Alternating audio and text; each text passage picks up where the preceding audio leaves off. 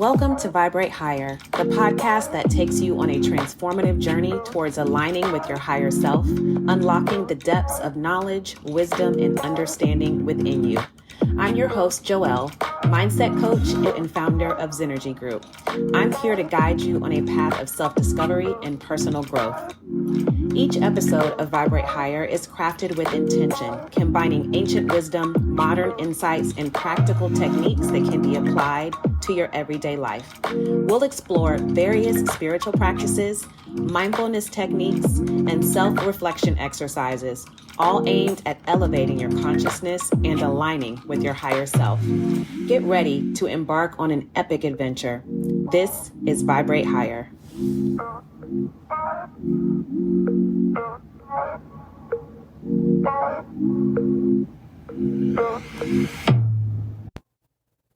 Hi friends, it's Joelle from Synergy Group, coming to you today to talk through emotions in this episode of Vibrate Higher called Emotional Alchemy. So I want to start by giving you some background on why I did a podcast on this topic. And it's really because I have always been very intrigued with finding out the answer to a question of what comes first, the thought or the emotion. Kind of like the whole chicken or the egg metaphor. What comes first, the chicken or the egg? I felt that way about thoughts and emotions because on my quest for self-development, I have been really thinking about this concept because I feel like when I understand it fully, then I can change myself and then I can teach others how to change themselves. And so I feel like I finally at this juncture have come to like a resting space of comfortability on where I fall on this. And so now I am ready to share it and talk to you about it so that you can understand in how to alchemize your emotions. And so what I mean by alchemy is the process of transmuting or changing something in a mysterious way or in a way that you really can't explain it. You'll often hear alchemy referred to like in the back kind of in like medieval times where an alchemist was a person that would change metals into gold. And of course, no one could really understand how that happened. And so they started calling it alchemy. And, now we use the words like alchemist or alchemy for other processes of changing things in a mysterious way. And so when we really think about thoughts or emotions and emotions versus thoughts, that's kind of a mysterious kind of thing to understand and really kind of put into ways that is palatable for us to digest. So here we are. Short answer, what I've come up with is in the age-old question of do thoughts dictate emotions or do emotions dictate thoughts? The answer is, drumroll, neither. They occur simultaneously. And that is what we are going to jump in today. So let's talk about it. So what are emotions? So emotions are really, when you break them down to their purest form, they are messages that are passed internally in our bodies from our mind to our body and our body to our mind. That's really the simplest form of what an emotion is. It is a message. So how do emotions pass messages from our mind to our body and our body to our mind? How do they do that? So we're going to have a quick science lesson. So come nerd out with me for a little bit. So I want you to turn to page 6 of your science books and let's dig into the science behind emotions. So in order to really understand this concept, you have to know what a receptor is and what a ligand is. So let's talk about those. So a receptor is a single sensing molecule in our body. It's a molecule and it responds to the energy flowing in our body by vibrating. And when it vibrates, it can turn into a couple different shapes, 2 or 3, I think, at the most, different ways that it can kind of vibrate itself and make itself into a shape. And so what receptors do is they pick up messages passing through our cells, and their job is to take whatever the message is and pass it to other cells. And how they do that is they attach themselves to like the outer layer of cells, and they pass their messages, and those messages can change the state of the cell that it attaches to dramatically. So it could make the cell produce more protein. It could make the cell divide, or it could say, hey, don't divide when the cell probably would have divided. It could add energy to that cell. It could subtract energy from that cell. Just depends on what message it's passing. So that's a receptor. A ligand is really how it is like a chemical key that attaches itself to the receptor, and it helps the receptor when the receptor finds a cell that it wants to give a message to. The ligand is kind of like the link that helps the receptor match whatever the cell is that it's passing a message to. So think about like round hole, square peg. So a ligand is like it's almost like the converter that's going to say, oh, you're trying to pass a message to a square hole. You need to be a square. So here, let me attach to you and make you a square so you can fit into the square. That's basically what a ligand is. And so a ligand, there's 3 types that are rolling around in our bodies. And we've heard of some of these names are going to sound really familiar. So the 3 types of ligands are neurotransmitters. Those are made in your actual brain, and they carry information from one neuron to the other. Steroids are a type of ligand. So that includes the sex hormones that we're used to: testosterone, estrogen, progesterone, and then peptides. 95% of ligands are peptides. And so those regulate all of our life processes. So that's kind of our quick science lesson on how messages are passed. And we know that emotions are messages. So receptors pick up the message. Ligands help the receptors kind of morph into whatever they need to be to pass the message to whatever cell they are attaching to. And so there's different types of ligands. You have your neurotransmitters, the ones that come from the brain. You have your steroids that are like testosterone, estrogen, and then you have peptides. So that's our little quick science lesson into emotions. So let me put this into, you can close your science books. Let's put this into layman's terms. Basically, the cells of our body are floating around every day, chilling in our body, and they're listening to everything we say to ourselves and everything that we think. Whatever we say out loud, whatever we say or think to ourselves, those become messages. That's energy. That's stuff that we're communicating internally. And so those messages are passed in our body to different parts of our body, to different cells, organs that our cells are in, by the receptors. So those messages that we pass literally have the ability to change our cells, and that can impact our mood and how we feel, which is what? Our emotions. It could even impact how our body actually functions. Each system inside of us, guys, our immune system, our endocrine system that houses our glands, and our brain, they are all vibrating at a frequency that emits an emotion. And so therefore, emotions can also be generated in the body first, and that can impact our thoughts the same way that our thoughts can impact our emotions.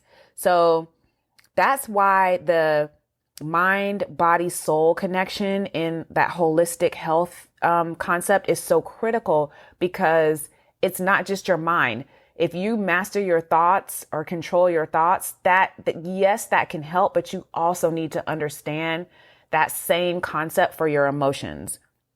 So what is a quick example of how your body can actually generate an emotion first and that impact your thoughts? A huge example is when you're sick. So if you guys listened to my last podcast when I had COVID and I was going through this whole like dark thought shame spiral, that is such a good example. And as I was really like reading a book, which really led me, and researching, which led me to want to even do this podcast episode, I was digging into like, how did this happen? Why did this happen? What's going on? You know, with these thoughts that I normally don't have, but now I'm having them.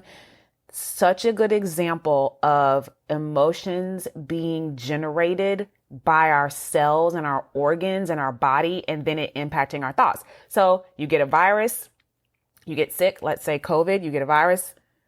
It makes you feel weak.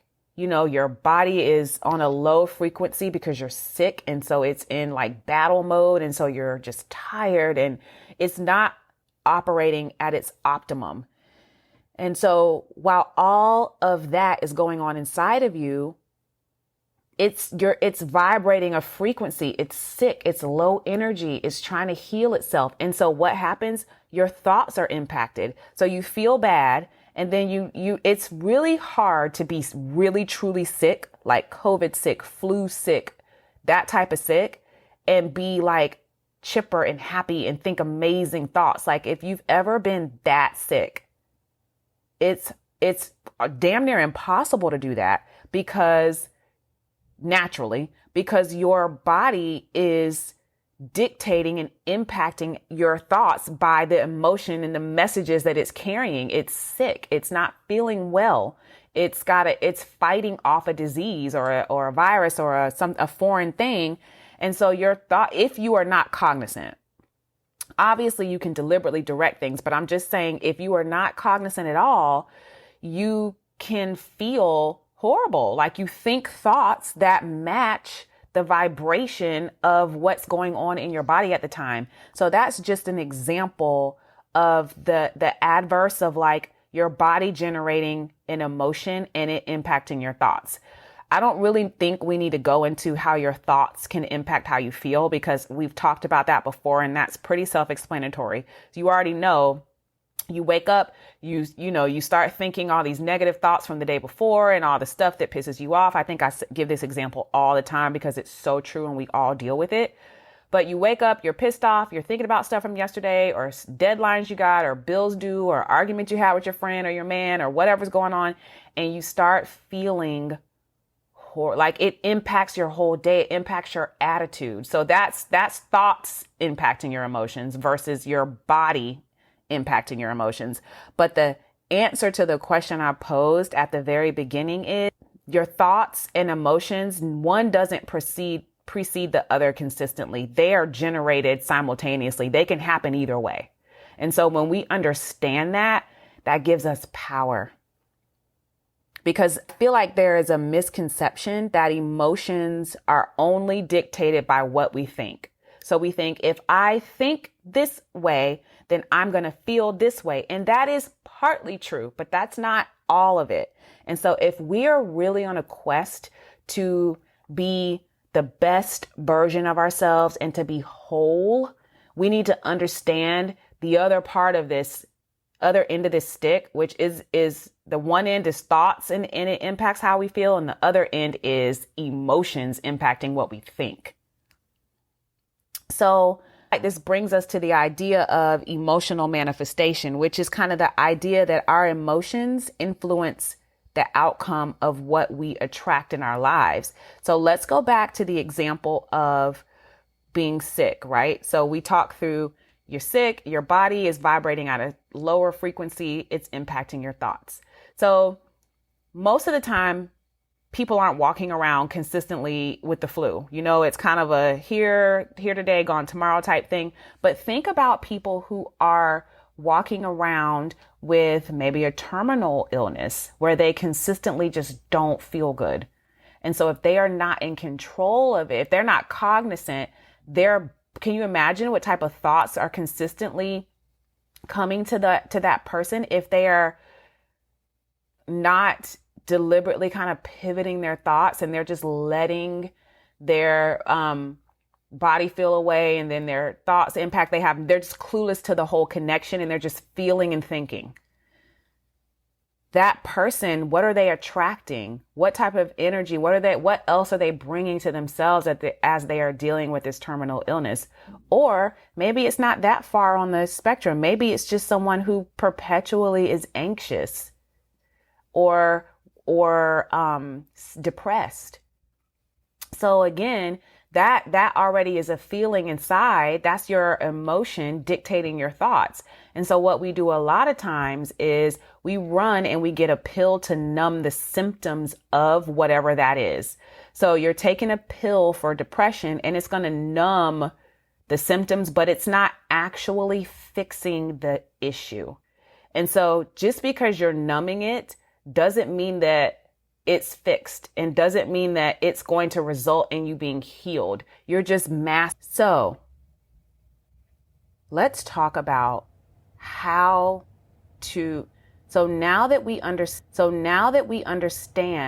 hopefully, the relation of your emotions and your thoughts and vice versa, let's talk about how to master our emotions.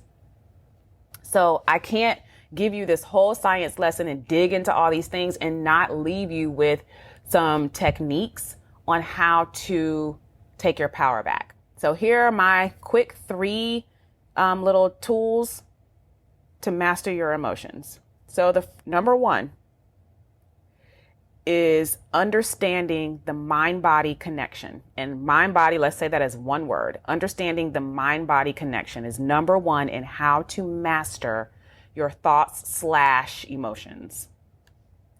What I mean by mind-body connection is understanding that your mind and your body are one. A lot of times I think, at least I can speak for me, when I used to hear the term mind-body connection, I would always think brain and body, but that's not true. That's not 100% correct. When I'm referring to mind-body in this particular scenario, I'm referring to the subconscious mind. The subconscious mind is the mind in the mind-body. The subconscious mind is not the brain. They are 2 separate things. The brain is your conscious mind. That's the thinking part of you. The subconscious mind is below your consciousness, and it runs all of the involuntary things that go on in your body day to day. Your breathing, your blinking, your heart beating, your nervous system, things that you don't have to think about but keeps you running, is all run by your subconscious mind. That's the mind in the mind body, not your brain. And so really, when you think of the subconscious mind, it runs all your involuntary things. It catalogs every single emotion that you've had or thought that you had. It remembers all of it and it stores it. So really, it's kind of the flow of information as it moves around your cells. That's the mind. It holds everything together. It's always linking and coordinating all of your systems together.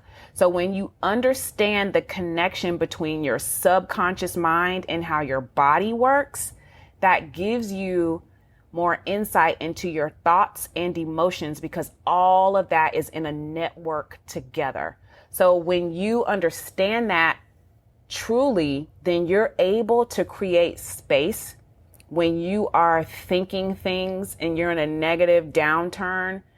You understand, wait a minute, what am I doing here? Like I'm literally like succumbing to thoughts that are going to impact how I feel, or, hey, do I really feel like that? Or is that just because I'm reliving this same memory of when, my bestie said this to me and it hurt my feelings. And so now when I'm thinking about hanging out with her tomorrow, I keep thinking about this and it's really annoying me. And now I don't want to hang out with her. Like that, understanding the mind-body connection is creating space when you're in those scenarios. And that's one huge step of mastering your thoughts and your emotions. So number 2, which is still kind of related to the tangent that I just got off with the mind-body connection, the second tool or technique on how to master your emotions is to watch your thoughts and your feelings. So I like to break this up into the concept of cause or effect thinking. And so what I mean by that is this concept of asking yourself at any moment, especially when you're dealing with something negative, be it a feeling or a thought, you're asking yourself, am I viewing this from the effect or the cause? Meaning the effect mindset is, I'm feeling this way because of something. I'm thinking this way because of something. It's the effect of something just happening to me. And so that's why I feel this way. That's why I think this way. When you hear yourself keep saying because, you know you're on the effect end of thinking. Versus the cause end of the cause mindset is, I'm owning my experience. So in a cause mindset, which is the mindset you want to operate in most of the time when you're watching your thoughts and feelings, it's, okay, I understand that what's causing me to think this way is because I'm sick. I have COVID. That's causing me to feel depressed because my body is functioning this way, that way, all the stuff we talked about already.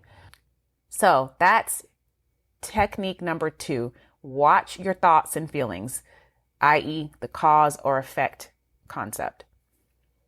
And then the third technique on how to master your thoughts and emotions is be deliberate. So when you understand the mind-body connection and how to watch your thoughts and feelings, being deliberate should be, a breeze. Because now that you understand all this, when you feel yourself falling into these negative thought patterns, which if you haven't heard this from me or anyone else, you'll hear it now. 80% of the thoughts that we think every day are negative. So we think 60 to 70,000 thoughts a day. 90 to 95% of those thoughts are repetitive. So they're thoughts we continually think day after day after day after day. And 80% of those are negative. So when you feel yourself falling into your negative thought patterns, you can deliberately get back into the cause mindset. Then you're able to take your power back. And that's true mastery of your emotions, because you can then pivot to something different. You can understand, I'm feeling this way because of this, and now I can sit and unpack it from a clearer space. Or when you're feeling indifferent, sometimes you're not feeling great, but you're not feeling bad. You're just like, I'm okay. That's an amazing place to be too, because then you can actually deliberately take yourself into positivity. So don't just let yourself feel indifferent. Take that power and be deliberate. Take yourself directly into a good feeling thought space. So that's gratitude. Maybe pull out your gratitude list and think about the things that you're thankful for right now in your life. Or think about something that brings you joy. Maybe you just had an amazing trip that you just came back from and you had so much fun. Take yourself back there so that you can start feeling and thinking those things. And then you're deliberately changing your energy, and you're deliberately impacting your cells. And so think about back to what we talked about at the beginning. When you're constantly feeling and thinking positively, think about the impact that has on your physiology, on how you feel, how your body functions, what messages are being passed to your cells.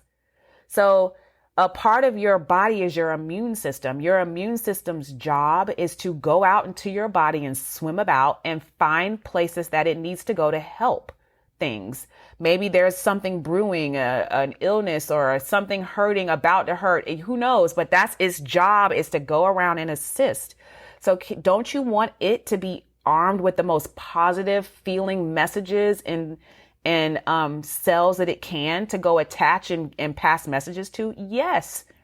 So don't ever be satisfied just feeling indifferent. If you aren't feeling good, deliberately like watch that thought and deliberately take it to like, I feel good. Don't manufacture good though. So let me clarify that. Don't make it fake. I'm not talking about just aimlessly telling yourself, I feel good when you really don't. It's truly dictating something that makes you feel good, a thought or a feeling, so that you're passing good messages. And then you're arming your body with the tools that it needs to function at its optimum ability. I hope that makes sense today, guys. That's really all that I had. I wanted to give you the latest and greatest things that were atop of my mind and focus. And I hope that this topic has left you vibrating higher now than you were when you came. Also, if you haven't already, the link in the show notes will take you to a course that I've created called The Power of Alignment. This course is all about teaching you how to align your mind, body, soul, and align with your higher self so that you can be the best version of you, so that you can manifest things, all those amazing things that you want. My course is actually breaking down the science of, kind of like we did today, but a lot more information. So if any of the stuff we talked about today really kind of resonates with you and gets your gears going, make sure you click the link in my show notes and go register and take my course. Leave me feedback.